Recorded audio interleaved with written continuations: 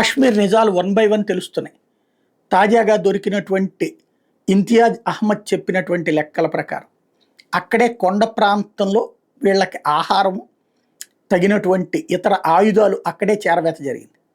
అంటే ఆయుధాలు చేరవేయడానికి ఒక మార్గం ఉంది. అట్ ద సేమ్ టైం మొత్తం పబ్లిక్ని ఒక చోట గ్యాదర్ అయ్యేలా చూడాలనుకున్నారు. లైక్ హమాస్ వాళ్ళు ఇజ్రాయెల్ మీద చేసిన అటాక్ తరహాలో చెయ్యాలనుకున్నారు.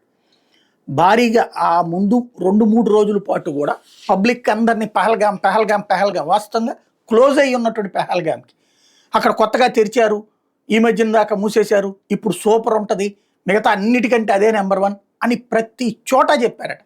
శ్రీనగర్లో చెప్పారట, బారాముల్లాలో చెప్పారట. ఎక్కడికి పోయినా అక్కడికి వచ్చిన ప్రతి సందర్శకుల దగ్గరికి ఇక్కడికి వెళ్ళండి అని చెప్పారట. తద్వారా పబ్లిక్ అక్కడికి టర్న్ చేసే ప్రయత్నం చేశారు.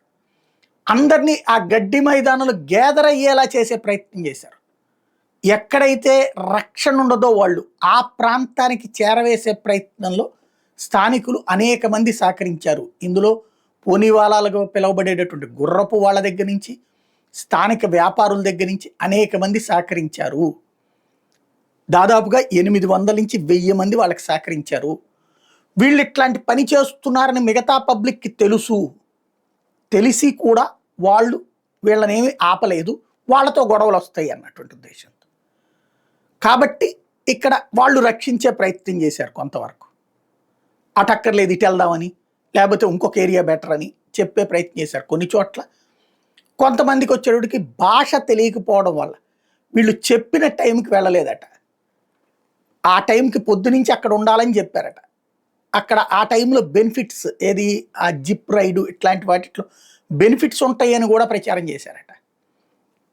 అలా చేసినా పట్టించుకోకపోవడం వలన చాలామంది బతికిపోయారు. ఒక్కొక్క విషయం వెలుగులోకి వస్తుంది. ఆ తీవ్రవాదులు అడవుల్లోకి పోవడానికి, దక్షిణ కాశ్మీర్లో తిరగడానికి కూడా సహకరించింది స్థానికులే.